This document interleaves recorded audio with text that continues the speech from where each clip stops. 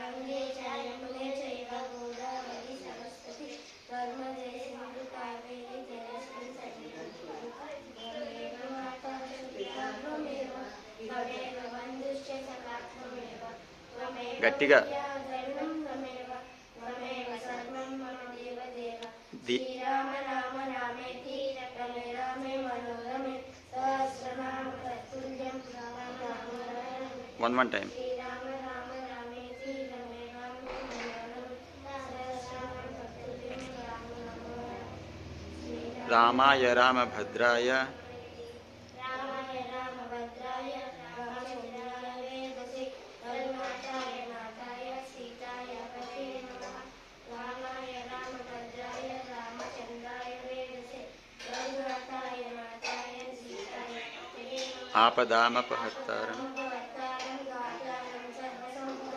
లోకాభిరామం శ్రీరామం భూయ భూయో నమామి ఆపదామపహర్తారం గాతారం సర్వసంపద లోకాభిరామం శ్రీరామం భూయ భూయో నమామి సర్వస్య చాహం వాసుదేవాయ హరే పరమాత్మనే ప్రణతవక్లేశనాశాయ గోవిందాయ నమో నమః కృష్ణాయ వాసుదేవాయ హరే పరమాత్మనే ప్రణతవక్లేశనాశాయ గోవిందాయ నమో నమః హరే కృష్ణ కృష్ణ కృష్ణ హరే హరే హరే రామ రామ రామ హరే హరే హరే కృష్ణ కృష్ణ కృష్ణ కృష్ణ హరే హరే హరే రామ చెప్పండి హరే ఓం సర్వస్య చాహం విశ్వం మత్తస్మితి జ్ఞానాపోహనై చ వేదేశ్చ సర్వే వేదాంతకృత్వేవ విదేవ చాహం సర్వచైతన్య రూపాం తాం సర్వచైతన్యరూపాం ఆద్యాం విద్యాం చ ధీమహి బుద్ధిం జ్ఞానాత్ ప్రచోదయాత్ సర్వచైతన్యరూపాం ఆద్యాం విద్యాం చ ధీమహి బుద్ధిం జ్ఞానాత్ ప్రచోదయాత్ జ్ఞానం ప్రచోదయాత్. సర్వచైతన్యరూపాం చెప్తా? ఆద్యాం విద్యాం చ నుంచో. ధీమహి భయం ఎందుకు?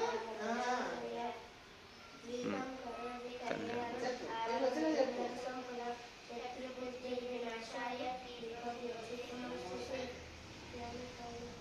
యాని కాని చ పాపాని జన్మాంతరకృతాని చ తాని దాని వినశ్యంతి ప్రదక్షిణా ప్రణశ్యంతి.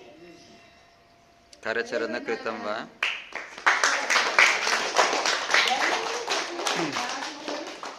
ఓకే ఎట్లా నేర్చుకున్నారు చూసావా? బ్రహ్మార్పణం కూడా చెప్పండి బ్రహ్మార్పణం ఉంది ఇక్కడ శ్లోకాల్లో. అవునా? ఎప్పుడు చెప్పండి. బ్రహ్మార్పణం బ్రహ్మహవిః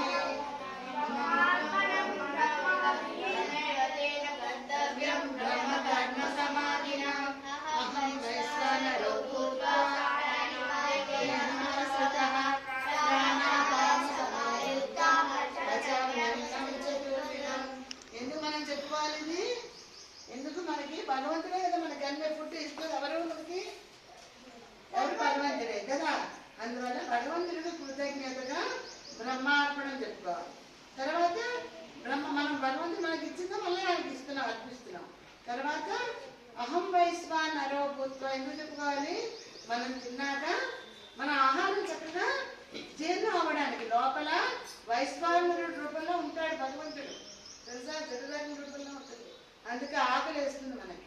ఆ ఆకలి అనేది మనం అందువల్ల లోపల మనం వెళ్ళిన ఆహారాన్ని చక్కగా శక్తి రావాలి, మనకి మంచిగా ఉండాలని, మంచిగా అదంతా జీర్ణం అవ్వాలని అహం వైశ్వానరో భూత్వా ప్రాణినాం దేహమాశ్రితః ప్రాణాపాన సమాయుక్తః పచామ్యన్నం చతుర్విధం. చక్కగా జీర్ణం అవ్వాలని ఈ శ్లోకం కదా. మన శక్తి రావాలి కదా, తిన్న ఆహారం ద్వారా శక్తి రావాలి. ఈ రెండు శ్లోకాలు కూడా ఉన్నాయి కదా. తెలుసు నేర్పించారు మీరు. చాలా సంతోషం. నేర్చుకుంటున్నారు, మీకు వచ్చేస్తాయి. ఏది రాకుండా ఉండదు. మీరు శ్రద్ధ పడితే పిల్లలందరూ భగవంతులు అందరూ సమానమే. నేను దాని మీద దృష్టి పెట్టడం దాన్ని బట్టే ఉంటుంది. అందరికీ అన్నీ వస్తాయి. కానీ మనం ఎంతవరకు కాన్సన్ట్రేషన్, మీరు ఎంతవరకు శ్రద్ధగా ఉండి వింటున్నారు, ఎంతవరకు మీరు వినేదాన్ని బట్టి మీకు చదివేనా, నేను ఇక్కడ చెప్పేవేనా, ఎవరైనా ఏదైనా మీరు నేర్చుకోగలుగుతారు. మీరు కూర్చోండి. క్లాస్ పెట్టారా మీ ముగ్గురికి? భయం అనిపించిందా? చెప్తే హ్యాపీగా ఉంటుంది. అందరూ నీకు క్లాప్స్ కొట్టారు.